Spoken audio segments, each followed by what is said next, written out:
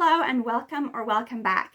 This video is part 2 in a 3-part series on what I would change about the Hogwarts houses. And in this video, I'm specifically talking about Slytherin House. Now, I know that a lot has already been said about Slytherin House and the way that it's portrayed in the Harry Potter series and whether that's realistic and whether it could have been done better and so on and so forth, but here are my 2 cents. I think that ambition is generally a neutral trait, something that can be positive or negative depending on how it's expressed. Obviously, the kind of ambition shown by characters like Voldemort, for instance, is not a positive thing. But ambition could also be something along the lines of wanting to become an astronaut, or cure a deadly disease, or start a business. Wanting to better yourself in some way, or achieve something important. In the Harry Potter books, ambition is generally portrayed as a negative thing. Even outside of Slytherin House, the most ambitious characters are the ones that you're not supposed to like very much, like Percy Weasley, for instance. There are some exceptions to that. However, for the most part, ambition is clearly a quality that J.K. Rowling did not want her readers to aspire to. And it shows. So as you can imagine, I have a couple of problems with the way that Slytherin House is portrayed. First of all, they're associated with ambition, but very few Slytherins actually show very much ambition. They tend to be followers more than leaders, and don't usually have any goals of their own. They tend to just run around doing whatever the biggest bully around tells them to, whether that's Malfoy, or Marcus Flint, or Voldemort, or whoever. I'm sorry, I feel like Slytherin House should be full of, little future CEOs, or lawyers, or politicians, or whatever. It just doesn't make sense to me that it would be mostly Crabbe and Goyle types. Another problem that is closely related to that is that they seem to have basically a hive mind. In my video on what I would change about Hufflepuff House, I talked about the fact that all the Hufflepuff students tend to respond to things in basically the same way. They all think Harry's the heir of Slytherin. They all assume he put his own name in the Goblet of Fire. There seems to be no disagreement. When they have a change of opinion about someone, they all change their opinion at the exact same time. That tendency toward groupthink is even more pronounced in Slytherin. You never see any disagreement between the Slytherin students, and rarely between the adults. With very few exceptions, they all seem to have the same opinions, the same thoughts, the same loyalties. They do the same things. There are exceptions, but they're few and far between, and among the students, they're pretty much non-existent. Basically, the Slytherin students have the individuality of the Borg from Star Trek. Depending on how you do the math, and like I said in another video, the math is all over the place, but there are somewhere between 280 and 1,000 students at Hogwarts, which means that there are approximately somewhere between 70 and 250 Slytherin students. That they would all be pretty much of one mind, no matter what the issue, whether it's hating Harry, whether it's doing whatever Malfoy wants, whether it's thinking that Umbridge is the best thing that ever happened to Hogwarts. I just don't find that to be realistic. Finally, another thing that bothers me about Slytherin is that there must be, and in fact we know that there are, students who have either Muggle or Muggle-born family members, even immediate family members like parents. Now, Salazar Slytherin was strongly opposed to admitting Muggle-born students to Hogwarts, but according to characters like Ron, who knows a great deal about the magical world having grown up in it, pure-blood witches and wizards are pretty rare these days, so I would guess that a majority of Slytherins have at least one close Muggle relative. That's never actually addressed, and nobody for whom that's the case is actually shown having a different opinion on anything like the opening of the Chamber of Secrets, for instance, or the return of Voldemort, than the students from very unpleasant, pure-blood families. But they have to be there, and with Slytherin House being the way that it's portrayed, the experience of spending 7 years there has to be very different coming from that perspective. At least I would assume so. It wouldn't make sense for it to not be. So with that being said, just like with Hufflepuff, I went through the 7 books, and I found places where I would make small changes that I think would provide a more nuanced picture of Slytherin House that would make it a little bit more realistic and make it represent its core traits and values a little bit better. So, starting with Harry Potter and the Sorcerer's or Philosopher's Stone, the very first book, the first time that we hear about Slytherin House is from Malfoy. He has a very positive impression of it. He wants to be a Slytherin because everybody in his family has been. The second time is from Hagrid. Harry asks Hagrid what Slytherin and Hufflepuff are, and Hagrid explains that they're school houses. After some mildly derogatory discussion of Hufflepuff House, which, if you're interested in that, I have a whole other video on that, so be sure to check that out. But moving on to what he says about Slytherin. "Better Hufflepuff than Slytherin," said Hagrid darkly. "There's not a single witch or wizard who went bad who wasn't in Slytherin. You know who was one." Well, that's just blatantly untrue, isn't it? And Hagrid knows better. Granted, he has all the wrong information. He thinks that Sirius Black was the traitor when it was really Peter Pettigrew. But given that Sirius and Peter were both Gryffindors, he should still be able to come to the right conclusion, which is that there are dark wizards who were not Slytherins. I think it's fair for him to warn Harry against Slytherin House here, but I think making such a broad generalization that none of the other houses have ever produced someone who went bad, that's very inaccurate, and because it comes from Hagrid, whose opinion the reader is clearly meant to value, it can be too easy to just take at face value and not question any further. So I think I would still have Hagrid warn Harry about the association between Slytherin House and dark magic, but I wouldn't necessarily have him say that all dark wizards are Slytherins. Something more like this would be more accurate. "Better Hufflepuff than Slytherin," said Hagrid darkly. "Ruthless people, Slytherins, and they've got a nasty tendency of meddling with the dark arts. You know who was one."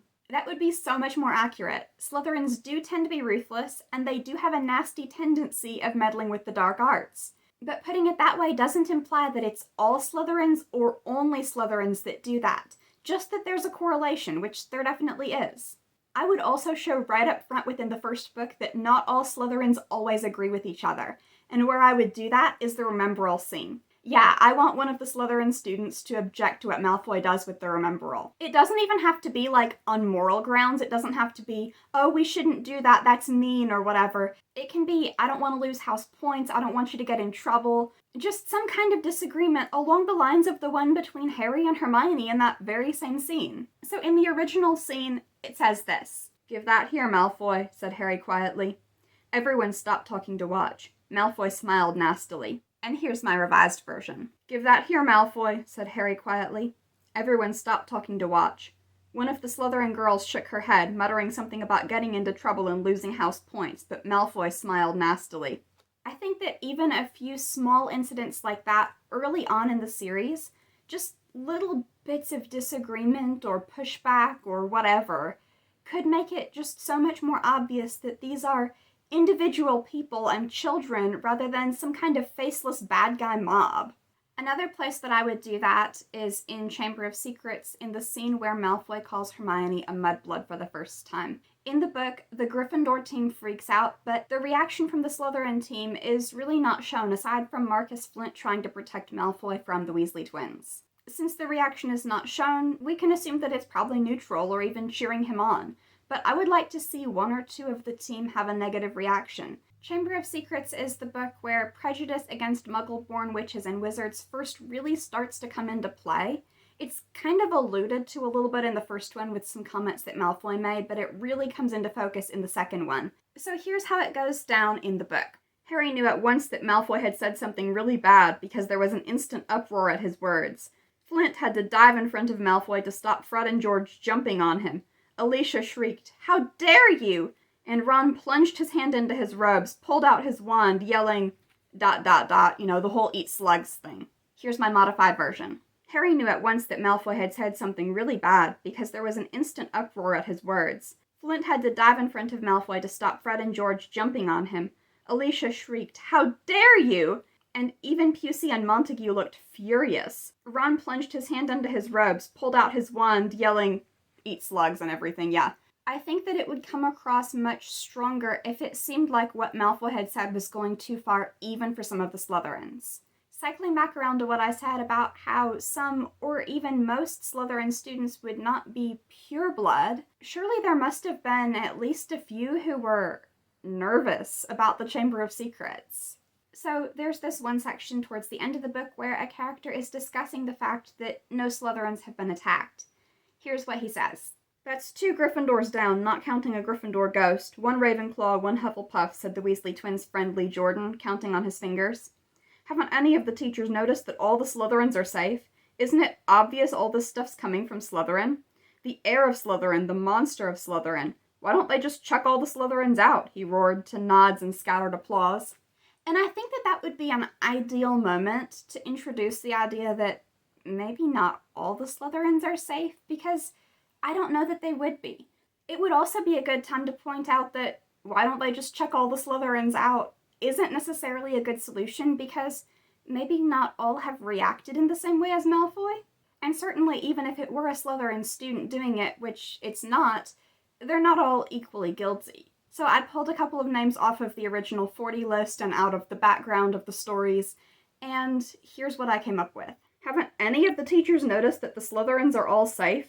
Isn't it obvious all this stuff's coming from Slytherin? The heir of Slytherin, the monster of Slytherin. Why don't they just chuck all the Slytherins out? He roared to nods and scattered applause.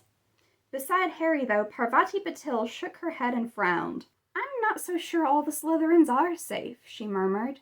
What do you mean? Asked Lavender Brown in a whisper. You know Tracy Davis and Daphne Greengrass? They've been sticking together like Velcro since all this started. Daphne says she reckons the monster won't attack a pureblood Slytherin, so as long as they're together, Tracy's safe too. She's Muggle-born? No, but I'm not sure. Her dad's a Muggle, I think, and her mum's a squib, or maybe a Muggle-born witch.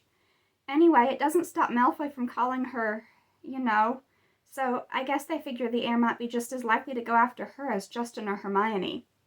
If that were the case, it would make the situation more complicated. It would make the answer a less obvious, why don't they just chuck all the Slytherins out? And I don't know about those two specific characters, because like I said, they're just names that I pulled out of the background and the, miscellaneous notes online and whatnot. But out of dozens or hundreds of students, I would be shocked if there wasn't a situation somewhere along those lines. So moving on to book 3. One Slytherin character I find to be absolutely fascinating for what's not said is Adrian Pusey from the Slytherin Quidditch team. Adrian is a chaser on the Slytherin Quidditch team in books 1, 2, and 5, and in contrast to most members of the team, nothing negative is ever said about him. He never commits a foul, he never tries to harass, bully, or sabotage the opposing teams either before, after, or during a Quidditch game, which is kind of unique. In book 5, he doesn't join the Inquisitorial Squad, and he doesn't play in the Gryffindor versus Slytherin game at the end of Prisoner of Azkaban, the one that Harry describes as the dirtiest game of his Quidditch career. He's not there at all. He's replaced by Warrington, who's described as being kind of brutal and unpleasant. Now, honestly, I kind of think that this was accidental. It's never actually commented on, so I don't think that he was intended to be some kind of exception to the rule. But it's there, and I can work with it. So here's what I'm thinking. Slytherins are supposed to value ambition, and maybe Adrian's ambition is to play professional Quidditch, or even to play for England at the Quidditch World Cup someday. And maybe he understands that if you play the way that Marcus Flint and the rest of the team played in book number 3, no professional team is going to want to sign you on. Because those were some seriously dirty tactics that honestly could have gotten somebody killed. Now, obviously, Harry isn't privy to what goes on behind closed doors among the Slytherin Quidditch team, but he hears plenty of things that he shouldn't based on, having an invisibility cloak and all of that. So I think it would be possible to hint at some kind of a disagreement between Marcus Flint and Adrian Pusey over Quidditch tactics, which could be the reason that he doesn't end up playing in that game. So in the book just leading up to the Quidditch game, there's this section right here. Never in anyone's memory had a match approached in such a highly charged atmosphere. By the time the holidays were over, tension between the two teams and their houses was at the breaking point. I'm going to add something to the middle of that. Never in anyone's memory had a match approached in such a highly charged atmosphere. The Slytherin team even seemed to be fighting amongst themselves. There were no explosive shouting matches, but several people commented on the whispered arguments and glowering looks exchanged between Marcus Flint and Adrian Pusey. Soon after, rumors started spreading that Pusey had left the team, or possibly been kicked off, although no one was sure on what grounds. Harry thought he could take a pretty good guess. He had overheard one of their arguments, in which Pusey had insisted, "You can do whatever you want, Flint, but I'm not going to do anything that would hurt my chances of a career in Quidditch. None of the professional teams are going to want someone who can't play by the rules." By the time the holidays were over, the tension between the two teams and their houses was at the breaking point. In addition to drawing attention to the difference between how Adrian Pusey conducts himself and how the rest of the Slytherin Quidditch team do, and providing an explanation that would definitely make sense for a Slytherin because of the whole ambition thing, it would also foreshadow what kind of a game it's going to be. Another change that I would make in Prisoner of Azkaban, when Hermione's taking all of those extra classes that Harry and Ron are not, I would have her join a study group for one of them that includes students from all 4 houses that are studying that topic. That would offer an opportunity to introduce characters a little bit earlier who will become important later on, like members of Dumbledore's army, for instance. It would also serve another purpose that we'll talk about in the Ravenclaw video, so stay tuned for that.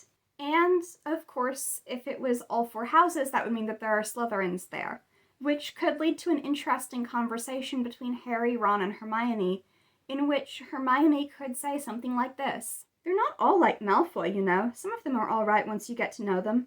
In any case, it's not as though I can study ancient runes with you and Harry, can I?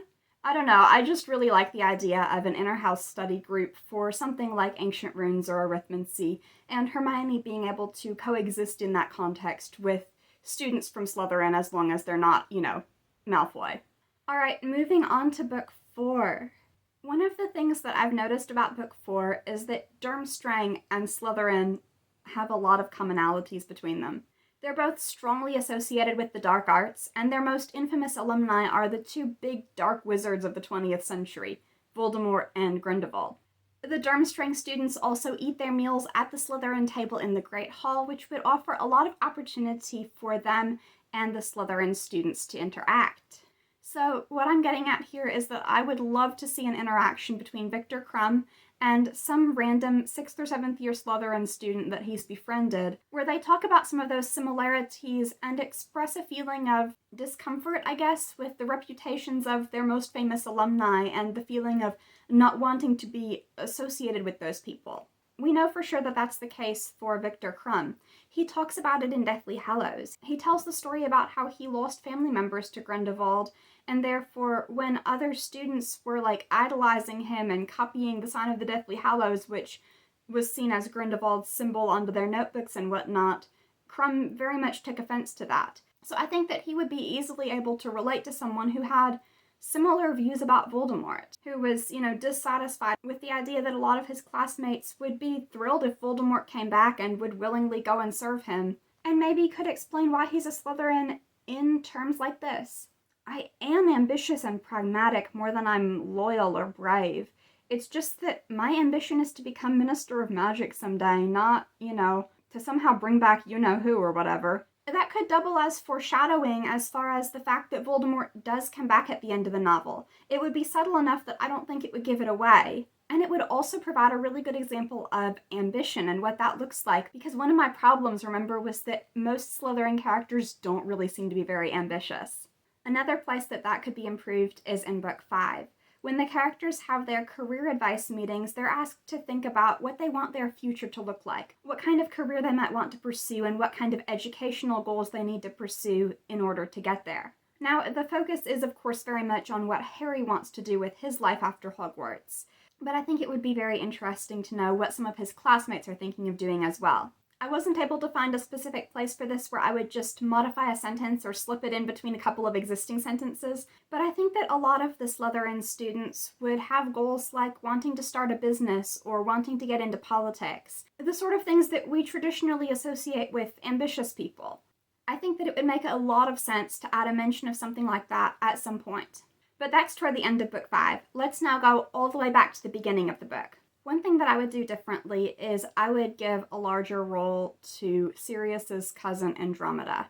Now, Andromeda is one of my favorite obscure characters that we don't know anything about, so that's probably mostly a personal preference. But I think that it would help to have someone involved in the Order of the Phoenix who is a Slytherin at Hogwarts and isn't Snape. And I think that she would be a natural choice. I mean, her daughter's a member, her cousin's a member, she's actively helping the Order of the Phoenix in Deathly Hallows. We do know that she was almost certainly in Slytherin because Slughorn says that every member of the Black family was, other than Sirius. I think it would be easy to put in a reference to her helping the Order of the Phoenix or working with them in some way, just casually really early on, and then have her show up at Grimmauld Place a couple of times when a lot of the characters get together. For the first reference to it, I would do something like this. "We've managed to convince a couple of people, though," said Mr. Weasley. "Tonks here for one. She's too young to have been in the Order of the Phoenix last time, and having Aurors on our side is a huge advantage. She's been able to convince her parents, and they're quietly spreading the word. Anyway, moving on. I think that it was almost certain that just about every Slytherin student knew that Voldemort was back, because I don't think that the ones that knew because their parents were Death Eaters would have been able to keep it quiet. I think they would have talked about it in the common room. But I feel sure that not everybody would have been thrilled about that. So in the section towards the beginning of Book 5, when people are coming up to Harry to let him know that they believe him, Luna does, and Ernie Macmillan does, and I would have a Slytherin student do the same. Something along the lines of this. "Malfoy won't stop boasting about it behind closed doors in the common room. I don't want to believe it, but I reckon it's probably true." And then finally, I would have at least a couple of Slytherins in Dumbledore's army. I would probably pick the characters that I've already done something with, like Tracy Davis, Daphne Greengrass, and Adrian Pusey. And I think that this would also be a good time to introduce Astoria Greengrass. Astoria appears only once in the book series, but she was featured in after-the-fact interviews, Pottermore, or now WizardingWorld.com articles, and Harry Potter and the Cursed Child as the future wife of Draco Malfoy. In Harry Potter and the Cursed Child, she's portrayed as a very good person, and it's said that she raised Scorpius to be different from the rest of the Malfoy family. So I think that this would be a good place to introduce her by having her join Dumbledore's army. Because, like I said about Neville and Hannah in the Hufflepuff video, it really doesn't make sense to announce after the fact that characters got married to someone that you really don't have a clue who that person is, basically. In any case, I would have somewhere between 2 and 4 Slytherin students show up to the initial Dumbledore's army meeting or end up joining Dumbledore's army sometime afterwards. I also think it would be good for at least one to say something to the effect of, like, this is a use any means to achieve their ends kind of thing for them, and not necessarily an endorsement of, we think Harry is the best thing ever and we're throwing our support behind him. That they're not necessarily signing on to be part of Dumbledore's army in a literal sense, more along the lines of, first of all, wanting to pass their Defense Against the Dark Arts OWL and understanding that there is about to be a war and they might need to be able to defend themselves. Something like this, for instance. "Just to make one thing very clear, I'm not signing up to fight for you or Dumbledore. I just want to pass my owls and be able to defend myself if I need to. Which I probably will if the Death Eaters come recruiting, because I'm not joining their little cult." Aside from creating a more complex situation and a better response to the Sorting Hats urging to, band together as one school rather than 4 separate houses, another benefit to there being Slytherin members of Dumbledore's army is that there's an obvious suspect when someone betrays the DA. I'm going to talk more about this in the Ravenclaw video because Marietta, of course, is a Ravenclaw, but basically, she is the easy way out. She's not a Gryffindor, she's not a close friend of Harry's, she's not in his year, and her being the traitor ends up ending his relationship with Cho, which it's really blatantly obvious was not made to last. In the same way that it wouldn't have been as shocking for Quirrell to be the one trying to steal the Sorcerer's Stone in Book 1 if Snape hadn't been looming around looking all suspicious, Marietta's betrayal would come as much more of a surprise if there were Slytherin members of the DA who would be much more obvious suspects. There aren't a lot of changes that I would make in Book 6 as far as the portrayal of Slytherin House, but there is one line that I think really should change based on the other changes that I've made previously. This is from the Slug Club meeting when Harry and Neville are introduced to Blaise Zabini. "Zabini did not make any sign of recognition or greeting, nor did Harry or Neville. Gryffindor and Slytherin students loathed each other on principle." Well, obviously, if there were Slytherins in the DA who didn't sell them out, that's too much of an oversimplification to work at this point. So I would change it to something more like this. "Zabini did not make any sign of recognition or greeting, nor did Harry or Neville. There were very few Slytherins Harry trusted, and Zabini was not among them." Speaking of Harry trusting Slytherins, I feel like if there were Slytherins in the DA, Harry would ask them to investigate Malfoy, wouldn't he? It would make sense. I don't think it would ultimately change anything because Malfoy would know who was in the DA and he would know to keep quiet around them. But that would be one more potential avenue for Harry to take as far as his investigation of what Malfoy was up to. Moving on to Book 7, let's talk about the Battle of Hogwarts. And, I I think I've got more about this in my notes than, like, anything else. So starting off with, when Harry, Ron, and Hermione arrive at Hogwarts, they go to the Room of Requirement, and they find out that members of Dumbledore's army have been hiding there for several weeks from the Carrows, the Death Eaters who now run Hogwarts. They find banners on the walls in Gryffindor, Ravenclaw, and Hufflepuff colors, but not Slytherin.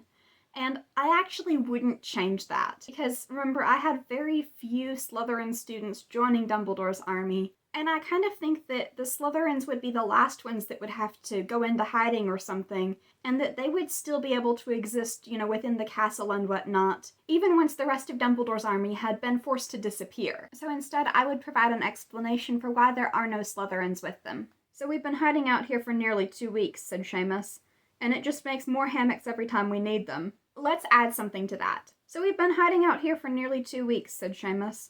"Not all our people are here. The Gringotts sisters are still out there spying on Snape and the Carrows for us. Of course, they'd never suspect any of the Slytherins. But most of us have found our way to the room, and it just makes more hammocks every time we need them." Moving on to the scenes in the Great Hall, again, I feel like the entirety of Slytherin House reacting in the exact same way to a very difficult and I would assume divisive set of circumstances just seems unrealistic to me. So instead, I think I would have them have more varied reactions. "Where's Professor Snape?" shouted a girl from the Slytherin table.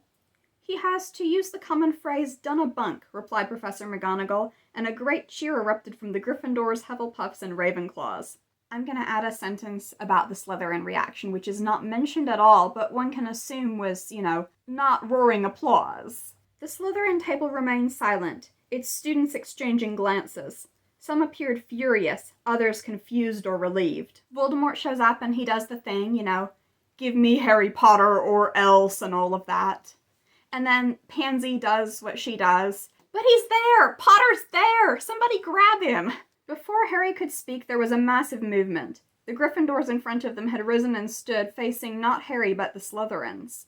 Then the Hufflepuffs stood, and almost at the same moment the Ravenclaws. All of them with their backs to Harry, all of them looking toward Pansy instead, and Harry, awestruck and overwhelmed, saw wands emerging everywhere, pulled from beneath cloaks and from under sleeves. And now my version. Then the Hufflepuffs stood, and almost at the same moment the Ravenclaws. Even a few of the Slytherins rose from their seats, all of them with their backs to Harry, all of them looking toward Pansy instead, and Harry, awestruck and overwhelmed, saw wands emerging everywhere, pulled from beneath cloaks and from under sleeves. And then there's the evacuation scene. Slowly the 4 tables emptied. The Slytherin table was completely deserted, but a number of older Ravenclaws remained seated while their fellows filed out. Even more Hufflepuffs stayed behind, and half of Gryffindor remained in their seats, necessitating Professor McGonagall's descent from the teacher's platform to chivvy the underage on their way. So believe it or not, I'm only going to change one word. One word, and all of a sudden Slytherin House is no longer as mindless as the Borg from Star Trek. I don't even need to change a word, really. I just need to add a word. Almost. Slowly the 4 tables emptied. The Slytherin table was almost completely deserted, but a number of older Ravenclaws, blah blah blah blah blah. Now, the question remains of what the Slytherin students who left did. The book gives one answer. J.K. Rowling gave another answer at some point after the release of Deathly Hallows. She claimed that some Slytherin students went with Professor Slughorn to gather reinforcements and bring them back to fight at the end of the battle. That scene where they're all kind of rushing in, all of the villagers of Hogsmeade and the people whose children had stayed to fight, and the house elves and the centaurs and everybody. Some of the Slytherin students had a hand in that, according to J.K. Rowling. The problem is she said that after the book was released, and it's not reflected in the book at all. And now there were even more people storming up the front steps, and Harry saw Charlie Weasley overtaking Horace Slughorn, who was still wearing his emerald pajamas. They seemed to have returned at the head of what looked like the families and friends of every Hogwarts student who had remained to fight, along with the shopkeepers and homeowners of Hogsmeade. Alright, and let's add something about students, because students are never mentioned. Along with the shopkeepers and homeowners of Hogsmeade and half a dozen students still in their school uniforms. In the books, the uniforms don't actually reflect what Hogwarts house you're in, so I couldn't figure out a way to make it consistent and reference that the students were Slytherins, but you can draw your own conclusions. It's at least not implausible if something like that is added. The other problem with that, of course, is what Voldemort says the Slytherin students did, which is that they all came to join him. Here's the quote from the book. "If your son is dead, Lucius, it is not my fault. He did not come and join me like the rest of the Slytherins. Perhaps he has decided to befriend Harry Potter?" So that's not really accurate. It's clearly not accurate. Aside from Malfoy, Crabbe and Goyle also did not go to join Voldemort. They went with him to the Room of Requirement. So if Voldemort really means that every single Slytherin student aside from Malfoy came to join him, he needs to count again. It also doesn't fit with the author's comments about Slytherins helping Slughorn, and of course it doesn't fit with the fact that I changed completely deserted to almost completely deserted. So I think instead there are two options for how that could be improved. Option 1 is to reference a large number of Slytherin students, but not all, going to join Voldemort. And option 2 is to reference the Death Eater's children going to join Voldemort. So here's option 1. "If your son is dead, Lucius, it is not my fault. He was not among the Slytherins who came to join me. Perhaps he has decided to befriend Harry Potter?" And then option 2. "If your son is dead, Lucius, it is not my fault. He did not come and join me as my followers' children were instructed to do. Perhaps he has decided to befriend Harry Potter?" Anyway, those are just a few things that I would change to provide a more complex and nuanced portrayal of Slytherin House in which the students are actually ambitious and don't always just follow the crowd. Part 3, what I would change about Ravenclaw House, is coming up soon, so stay tuned for that. And if you liked this and want to see more from me, be sure to subscribe. I post new videos twice a week on Mondays and Thursdays.